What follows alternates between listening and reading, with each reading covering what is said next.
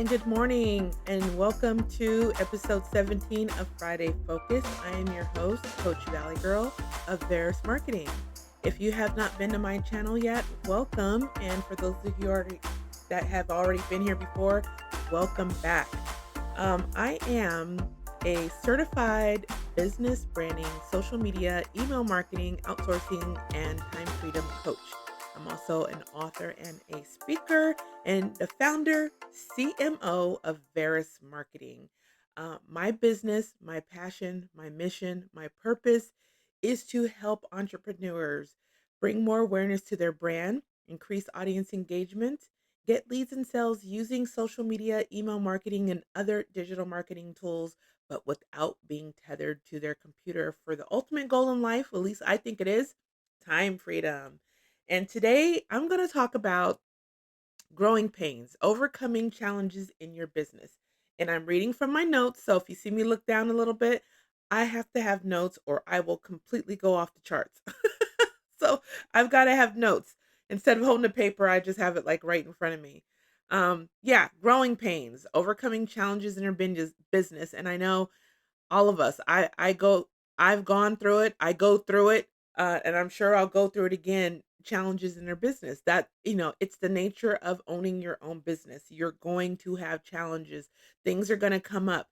Things are not going to always go the way you planned it. Like I have my whole 2025 planned out for my business, all the things that I'm going to be doing, and I'm hopeful that everything will work out okay and I'll stay on track and on task. But life can throw you a wrench, and you just have to learn how to overcome those little bumps in the roads because that's all they are. They're just bumps in the roads. They're, little detours along the way. But as long as you have a plan to get back on your path to your own personal journey and success, everything's going to be okay. Don't freak out or anything. So, one of the biggest stories I shared, and it's actually the basis of my book, even though uh it's a book about outsourcing.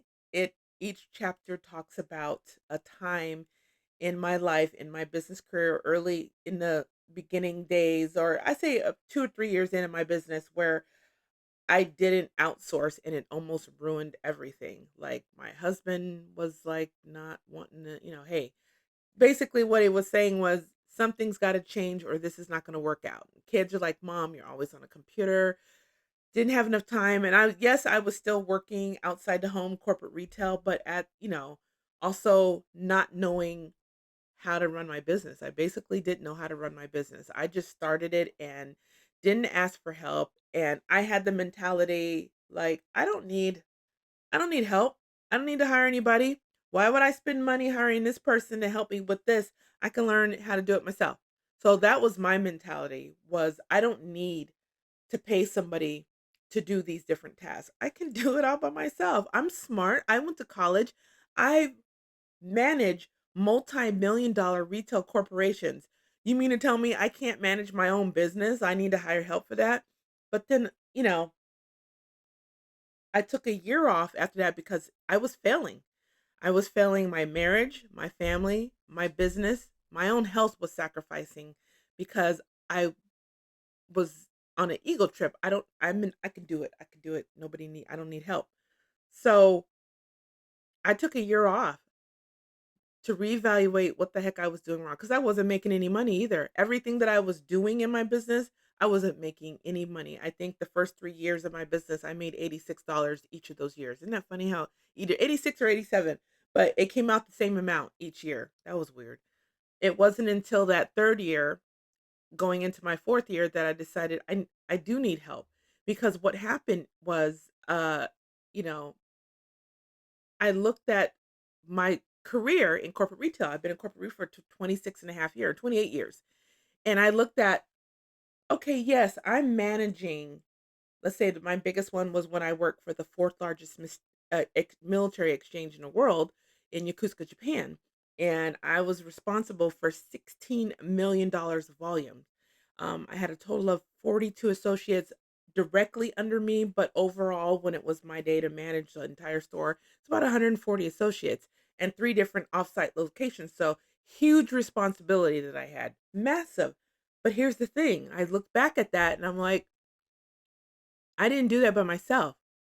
I had a team, right? I had a team. I had supervisors. I had 7 supervisors, someone in charge of the home furnishing, someone in charge of the shoe department, someone in charge of men and boys, women and girls, cosmetics, jewelry. Those were in athletic wear and at the athletic center, which was in a different building. So I didn't go and manage each of those pieces and do all the stock and the sales and customer service. I had a team of people to help do that. I managed the team, they managed everything else, and I was just, I helped. So in my mind, when I actually realized that, and it was my business coach, that's the first thing I did was get a business coach. She made me realize I've been outsourcing my whole life and not thinking of it in that way. I've been not just professionally in my retail career, but I've been outsourcing even at home, like doing the yard work and stuff. I don't do yard work. My husband may cut the grass, but I'm talking about some really good weeding and things like that. I don't do that because I don't find that enjoyable. It's work, it's a chore and I don't want to do it. I hire a gardener, a landscaping company that's what they do day in and day out to come and really I'm talking about the deep maintenance of my yard. I leave that to them. My husband cutting the grass and doing the edging really quick, he's got that. But some really deep weeding and, planting or whatever, no, I'm not doing that. But that's outsourcing. I outsource that task to a company that's what they do. Getting my hair done. If I'm not wearing a wig, I'm at the beauty shop getting my hair done. Because it takes up too much time. Even though I have all the tools, I've got the flat irons, the curling irons, the hot combs, the little ovens, the Marcel what it thing. I got all that, the creams, the lotions and paste and stuff. But because I didn't go to school and I'm not a professional at doing hair, it takes me time. I'll be in the bathroom just working on my hair for an hour, whether I'd rather just go to the beauty shop. I mean, sometimes I'm there for a while, but I'm relaxed. Someone's washing my hair, massaging my scalp, putting my hair in a cute style. I'm talking to the other girls. We're talking, we're gossiping and talking about the latest trends and events and stuff. So it's a relaxing time for me. And so it's worth it for me to pay somebody to get my hair done and I know it's going to get done right and look good versus me standing in the bathroom for over an hour trying to flat iron. I still look like ooga booga when I get done with it. So another way that's outsourcing, whether I want to believe it or not, which I didn't realize or understand that that's a way of outsourcing. So you have to think about things like that. But that was my biggest uh what to say I say issue that I had in my business was not outsourcing, wanting to be in control of everything, not letting go, not learning how to delegate in my own business, even though I did that in corporate retail. And even though I did that in my personal life, I didn't connect the two when it came to my business.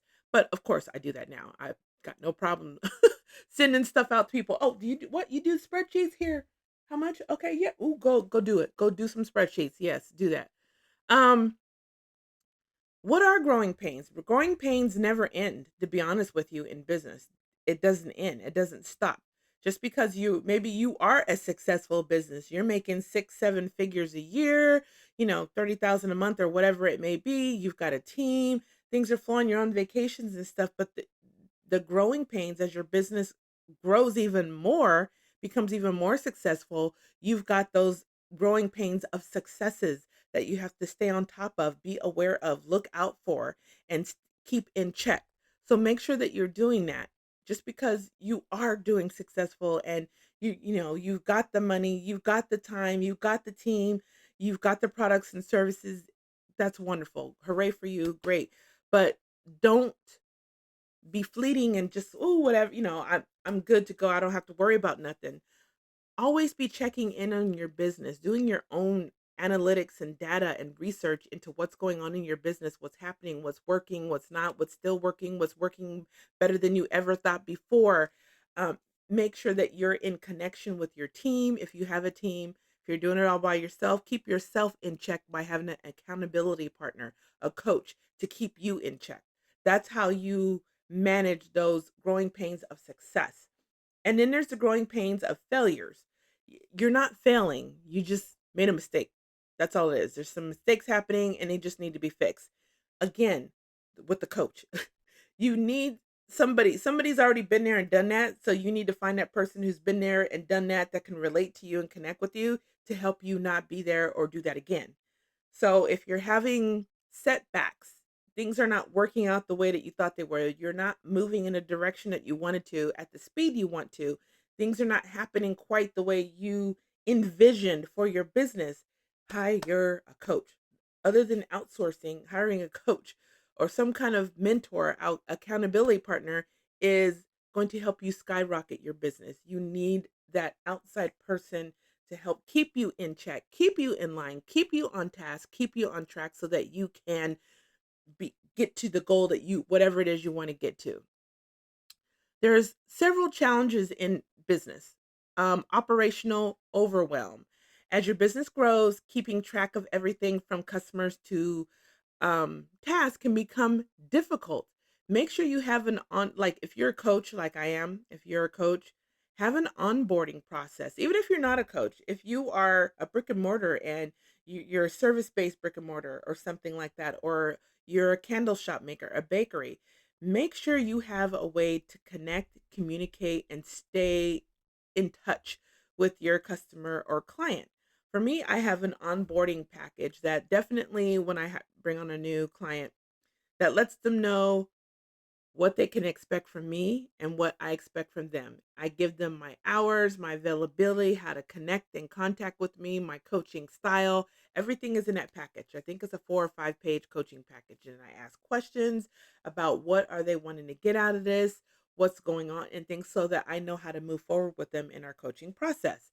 So have some kind of you know, way to connect, communicate, and stay in touch with your clients. And this also works for your team. If you have a team of people, even if you're in direct sales or affiliate marketing, if you have people under you that you've recruited under you to join your team, it's not just about, oh, how many people can I recruit? How are you communicating with them? How are you helping them level up their game and their business so that they can become a success because your success is dependent on your team's success. So, how are you doing that?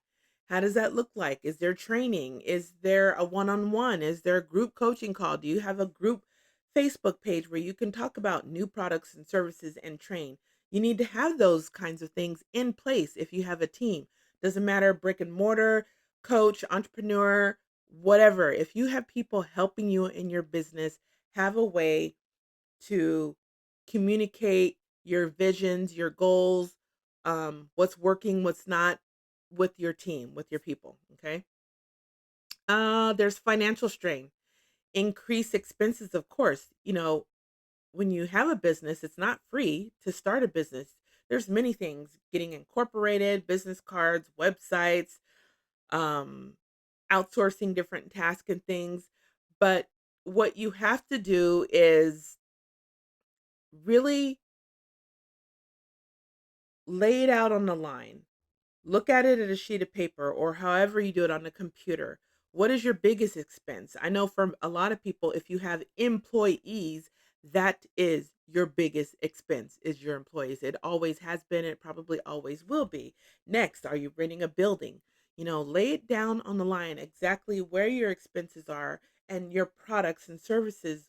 Do they correlate with that where they're bringing you enough income where you're able to pay your highest expenses and all the little tedious ones and also turn a profit.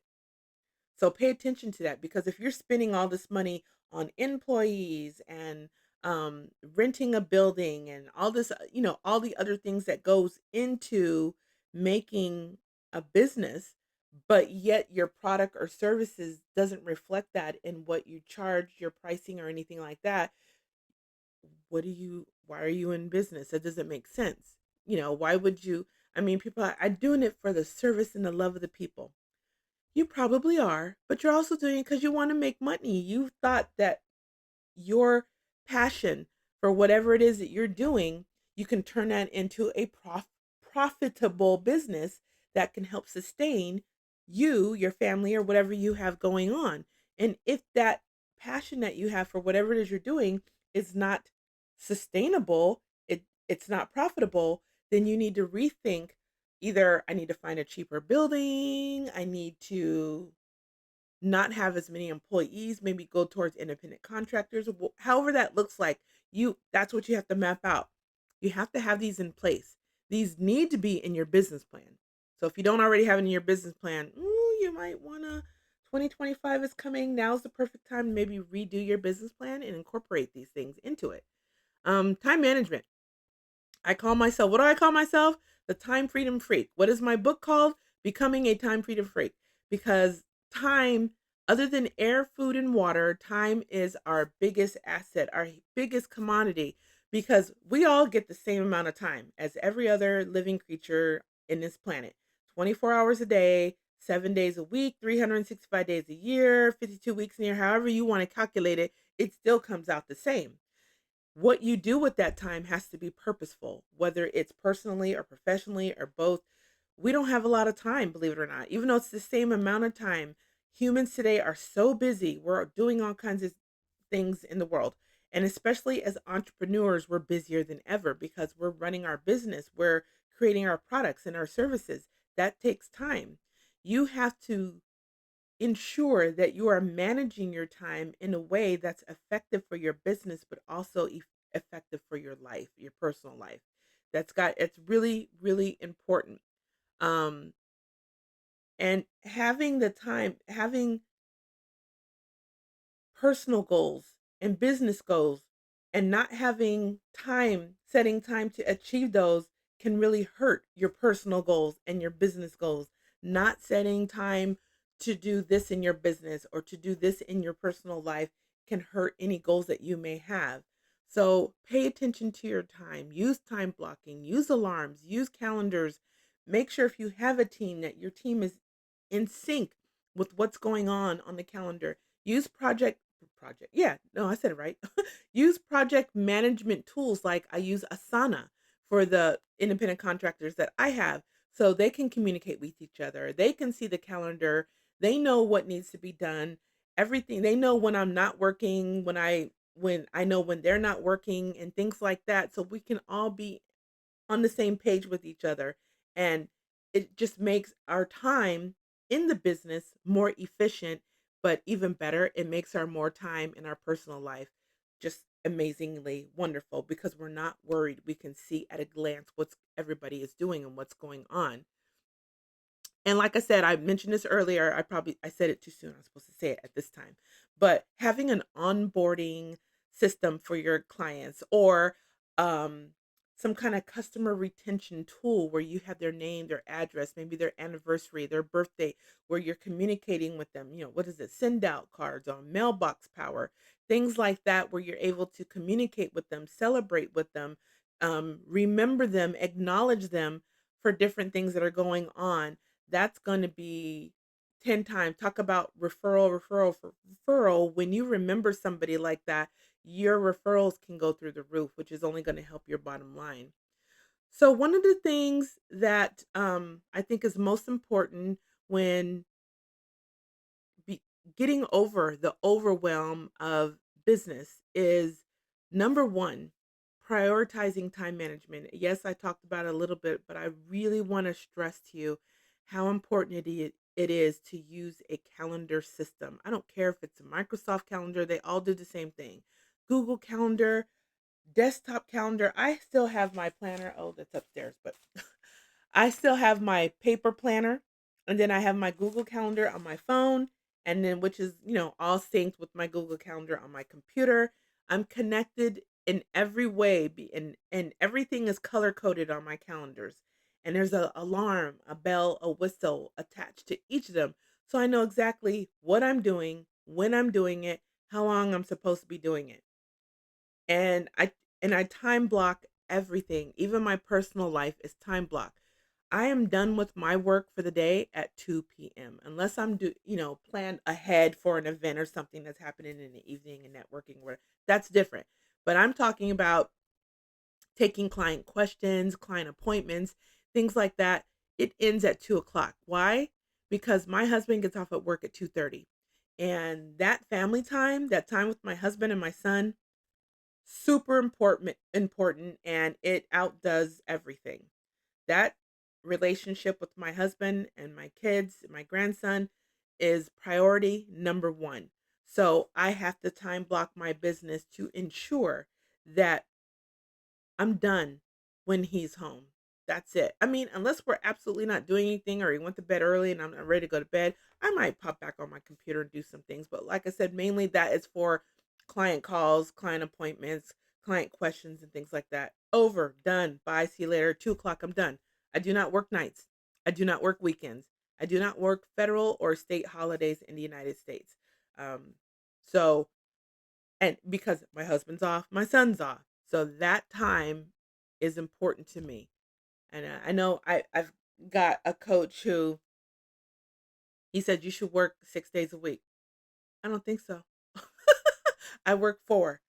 I don't take Mondays. I don't work Mondays. And why I don't work Mondays, Mondays actually I am working, but I don't have any client. I block that day off for client appointments because Monday is my day to catch up in my books, make sure I keep my books in check. Um, do projects or something, create a new program. That's my day to work on Verus Marketing. Sometimes I'll take 2 days. I'll leave the rest of the days open, but if I don't have an appointment, then I continue to work on Verus Marketing and things like that. Things for me, or just take a self day or whatever. But yeah, you I don't wanna you have to work when you wanna work. If you need to feel the need to work 6 days a week, you do that. If you need to work 5 days a week, you do that. If you only wanna work 3 days a week, you do that. Whatever is best for you and your business and your lifestyle, you do that. You can't listen to every single guru out there that tells you to do something. Just because it works for them, they're not in the same situation as you are. They're not living the same life that you're living. They don't have the same dynamics that's going on in your personal life as you do. Just because they're like, you're a business owner, you need to be getting up at this time doing this, this, and this. That may work for some people, but it's not going to work for everybody. So you have to find that balance, what works for you. I'm a 4-day work week. I'm like I said, weekends, nights, and holidays, I'm off. I'm off at 2 o'clock, and that's for, like I said, client appointment calls and things like that. Done because my priority is my family. And when they're home, I need to be there too. So make sure that you're doing that. I cannot stress that enough. Time blocking, time management, and prioritize what's important in your personal life. Put it on your calendar as well as what's important for your business. Put it on your calendar, color code it, alarm it, use sticky notes, desktop calendar, whatever you got to do so it's in here, stays fresh. And have a team. Outsourcing. I know people think I'm not talking about employees. I mean, there's some of you, you need employees because you're a landscaper, you're a roofer, you're a contractor, you're a plumber, an HVAC company. That's like, duh, you need a team. You need to hire people. You can't use independent contractors in those service-based type of businesses. But for us who work at home, maybe you're in direct sales, affiliate marketing, multi-level marketing, you have your own coaching company like I do, entrepreneur, author, whatever it may be, still need a team. You need a sales team, a couple of people to promote the business for you. You can't do it all the time. You need someone to help you with admin. You need a VA who can help you with the administrative part, the project management part of your business. So you can't be everywhere and do everything all the time. And you can't think of it as money, money, money, money, money. You have to think of it as of growing, growing, growing, growing. These people are going to help you grow your business without you having to do all of it by yourself. That's all it is. And the way to make sure that you're profiting from outsourcing, one of my programs is called Outsourcing Your Way to Profits, is to ensure that your products and services reflect how much you can pay them and also turn a profit at the same time. So it's just outsourcing the right way. And there is a formula. And I created it. That's how I know there's a formula. There is a literal mathematical formula to outsourcing your way to profits. So if you want to know more about that, you're just going to have to sign up for a complimentary consultation, and I'll tell you all about my Outsourcing Way to Profits program. It's also a talk I do when I'm a keynote speaker, teaching, speaking to companies about how to outsource to make money. But it also, outsourcing frees up your time. So it's like a double win right there. And then the other thing is systems and automations. I can't even stress, other than outsourcing and time management, having systems and automations in your business, especially in this day and age with technology, digital marketing, being online, social media. You need to have automated email series. You need to have an automated funnel. You need to have a way where you're doing very little, but you're getting a lot on the other end, and it's all automated. It's doing it by itself. You have an ebook, someone signs up to download the ebook, they get it, and now they're in your drip series that will nurture them, build that relationship with them, and then offer to them something that could totally help them. That should all be automated. If you're doing that one by one for each person that downloads your ebook, you are wasting so much time and you're losing money and you're not going to grow. Systemizing and automating your business makes your business scalable, grow, elevate. So that's, I can't even tell you enough how much that is. And then set realistic goals for your finances. Financial planning is important. Um, Plan for unexpected things to happen in your business, like a loss of you know, somebody quit your company. How are you going to recoup from that? A machinery, let's say you're an HVAC or something, and the machines that you use to suck out the dirts and the vents breaks down. Do you have a backup system? Do you have a backup plan for that? Because that could be a loss without that. If you only have one machine and that breaks down, but yet you've got five customers lined up to go do that with, and now you don't have a machine that works to go get that job done. What are you going to do?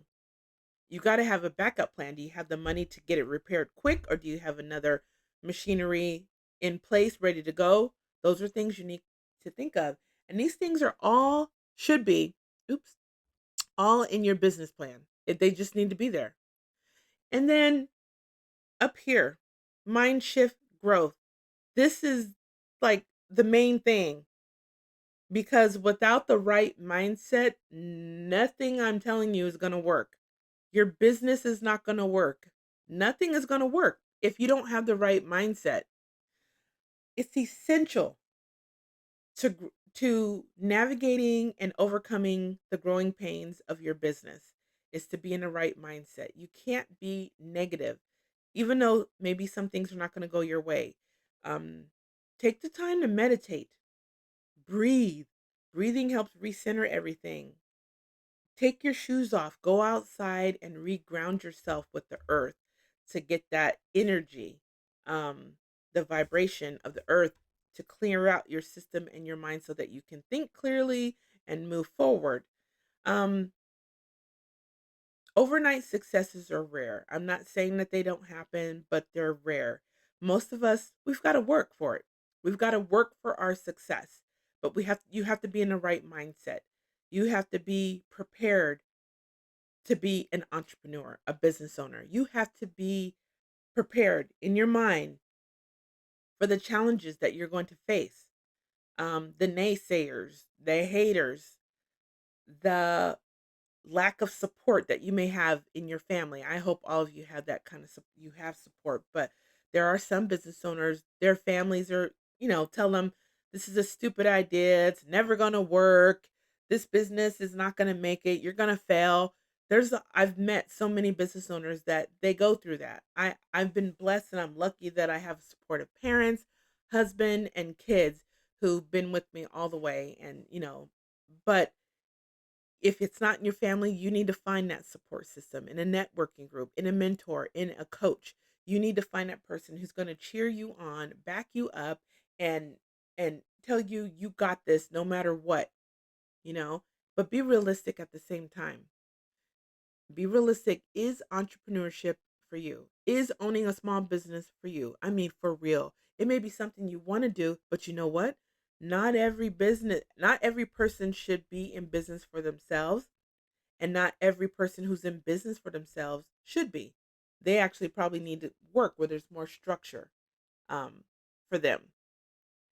So you really have to go deep into your heart, deep into your soul, and have the mindset to know, yes, I can do this, I got this, or no, you know what? I want to do it, but then I'm too lazy or I procrastinate too much. Those those qualities, if you know I'm a procrastinator, I'm lazy, I don't feel like doing nothing, are not good traits for entrepreneurs or small business owners, then you know that this might not be the right path for you, but you've got to have the right mindset. A coach will definitely help, a mentor, an accountability partner, a networking group where you can bounce ideas off of other like minded individuals. You need that kind of mental support. So remember that. But what I want you guys to do, I'm at the end now. I want you to do, there's some takeaways, there's some actionable takeaways I want you to do. The first one is identify your biggest challenge you're facing in your growth journey. What is holding you back from really exploding? What is that? Write it down. That's number 1. Number 2, find out one solution or system, whatever it may be, outsourcing that will help with your challenge. So after you figure out your challenge,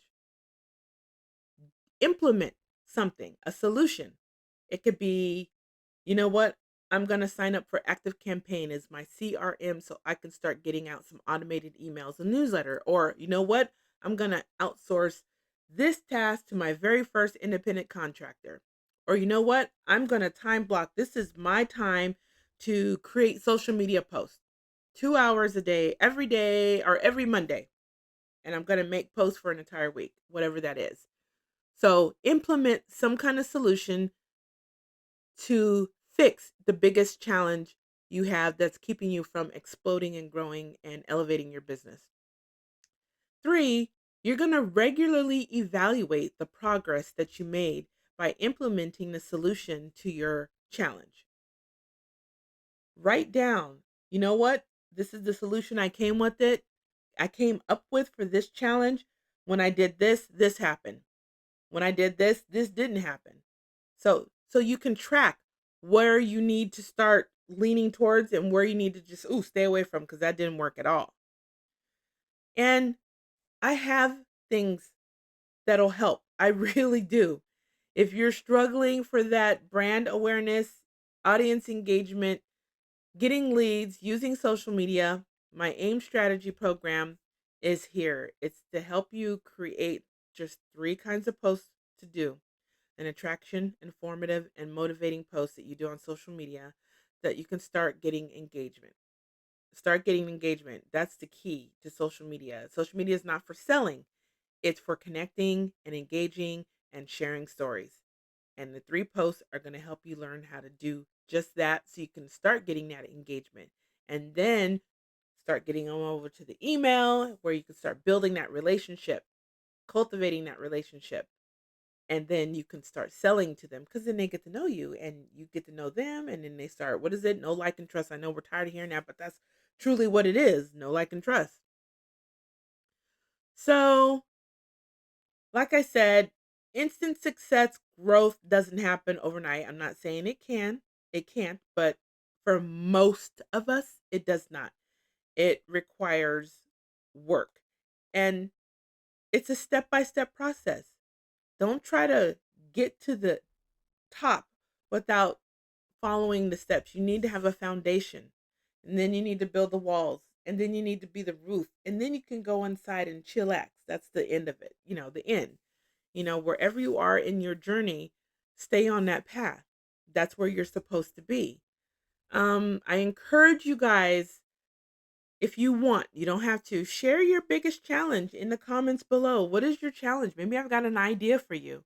Um, Believe me, I've had my challenges, a lot of them. I went through a branding change, almost losing my business where I had to take time off, messing up the personal side of my life because I was on my computer non-stop. And that's working outside the home. It was crazy. It was insane.